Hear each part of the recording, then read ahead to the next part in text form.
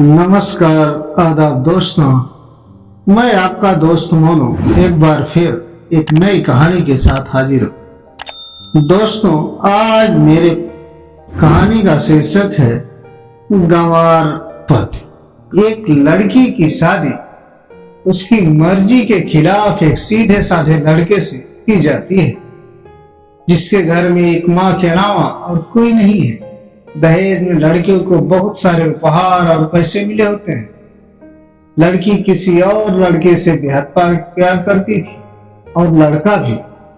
लड़की शादी होके आ गई अपने ससुराल। सुहाग रात के वक्त लड़का दूध लेके आता है तो दुल्हन सवाल पूछती है अपने पति से, एक पत्नी की मर्जी के बिना पति उसको हाथ लगाए तो उसे बलात्कार कहते हैं या हक। पति, आपको इतनी लंबी और गहरी जाने की कोई जरूरत नहीं, बस दूध लाया हूं, पी लीजिएगा।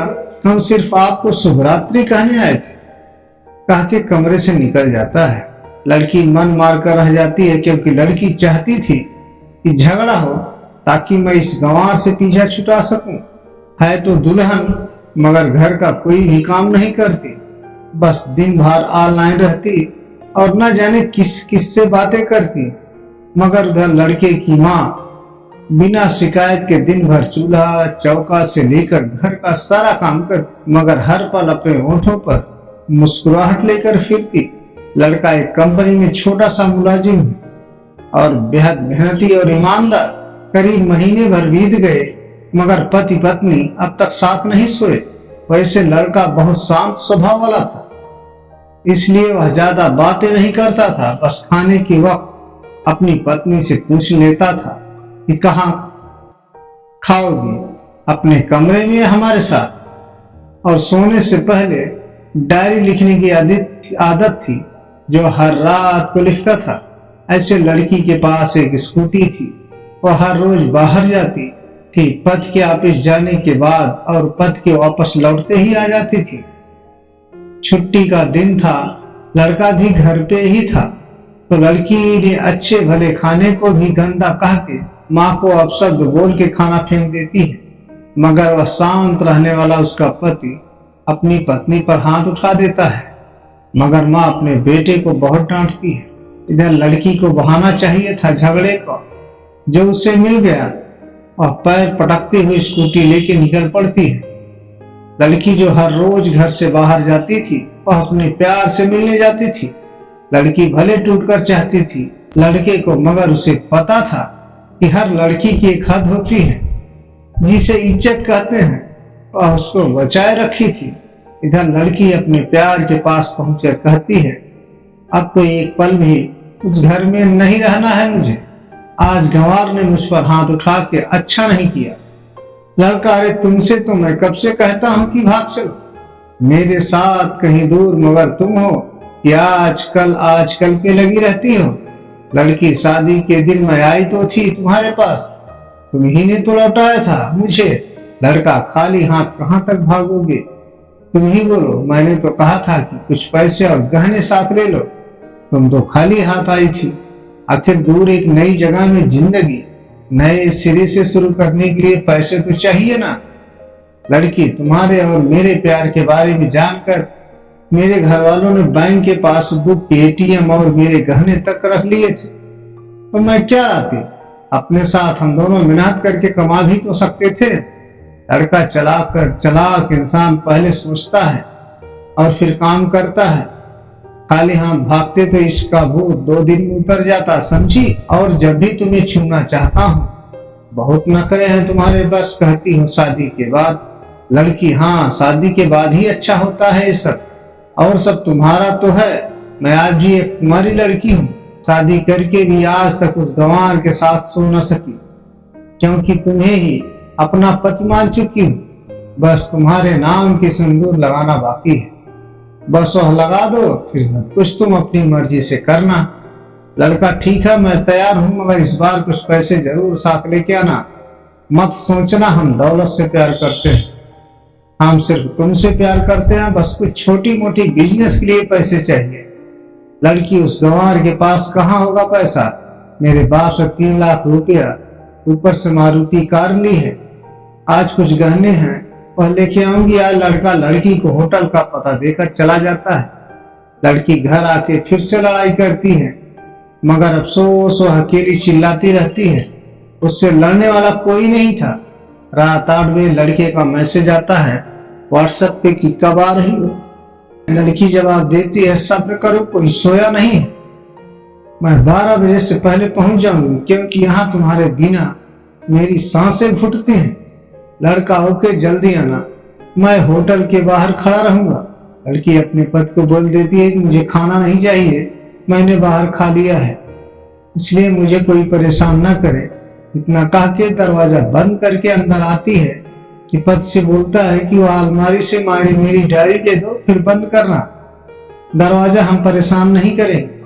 लड़की दरवाजा खोले बिना कहती है कि चाबियों दो अलमारी की, लड़का तुम्हारे बिस्तर के पैरों तले है चाबी। मगर लड़की दरवाजा नहीं खोलती, बल्कि जोर जोर से गाना सुनने लगती है। बाहर पति कुछ देर दरवाजा पीटता है, फिर हार कर लौट जाता है।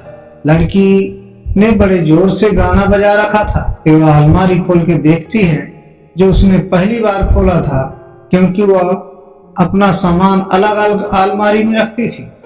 अलमारी खोलते ही हैरान रह जाती है।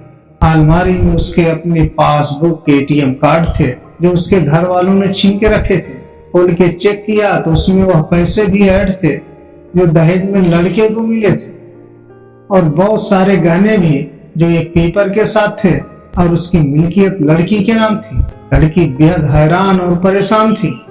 फिर उसकी नजर डायरी में पड़ती है और वह जल्दी से डायरी निकाल के पढ़ने लगती है। लिखा था, तुम्हारे पापा ने एक दिन मेरी माँ की जान बचाई थी अपना खून देकर। मैं अपनी माँ से बेहद प्यार करता हूँ, इसलिए मैंने झुककर आपके पापा को प्रणाम करके कहा कि आपका यह अनमोल एहसान कभी नहीं भूलूंगा।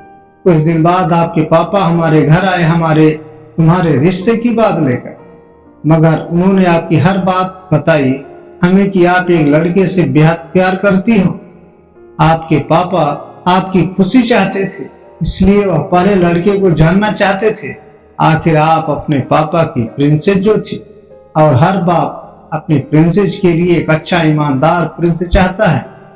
आपके पापा ने खोज करके पता लगाया कि वह लड़का बहुत सी लड़कियों को धोखा दे चुका है और पहले शादी भी हो चुकी है, पर आपको बता न सके, क्योंकि उन्हें पता था कि ये जो इश्क का नशा है वह हमेशा अपनों को गैर और गैर को अपना समझता है। एक बाप के मुंह से एक बेटी की कहानी सुनकर मैं अचंभित हो गया। हर बाप यहाँ तक शायद ही सोचे।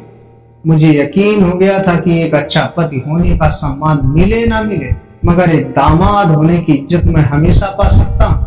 मुझे दहेज में मिले सारे पैसे मैंने तुम्हारे अकाउंट में जमा कर दिए, और तुम्हारे घर से मिली गाड़ी आज भी तुम्हारे घर पे है, जो मैंने इसलिए भेजी ताकि जब तुम्हें मुझसे प्यार हो जाए तो साथ चलेंगे कहीं दूर घूमने। दहेज इस नाम से नफरत है मुझे, क्योंकि मैंने दहेज में अपनी बहन और बाप को खोया है।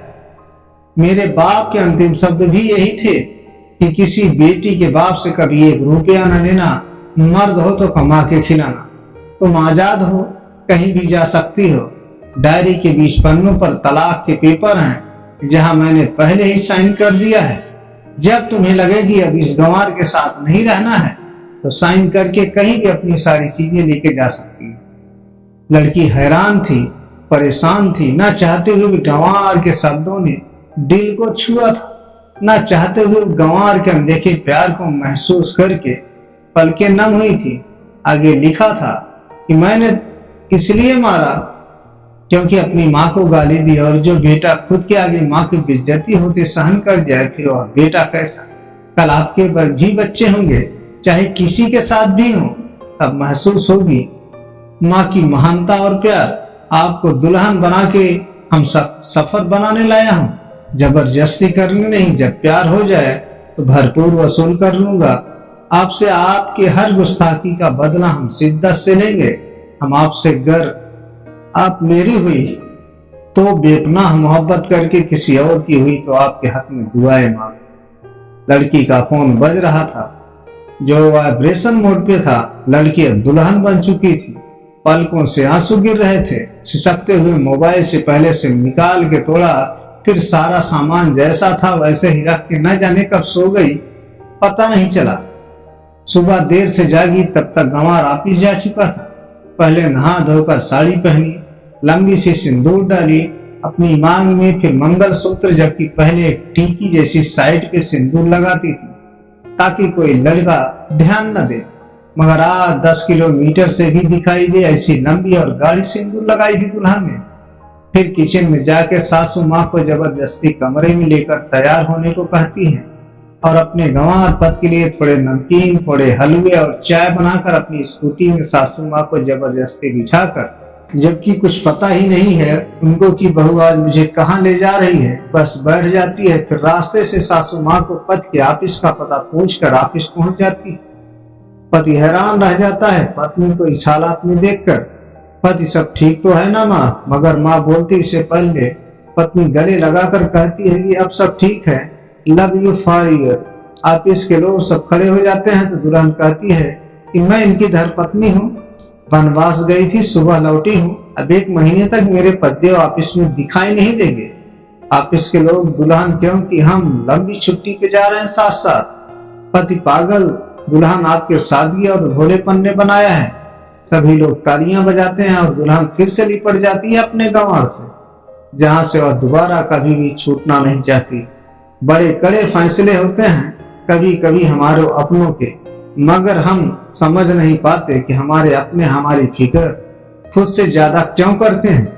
माँ बाप के फैसलों का सम्मान करें, क्योंकि ये 2 ऐसे मानव हैं जो आपको हमेशा दुनियादारी से ज्यादा प्यार करते हैं। राधे राधे दोस्तों, हमारी कहानी आपको कैसे लगी हमारे चैनल स्टोरी टीम के कमेंट बॉक्स में अवश्य बताएं।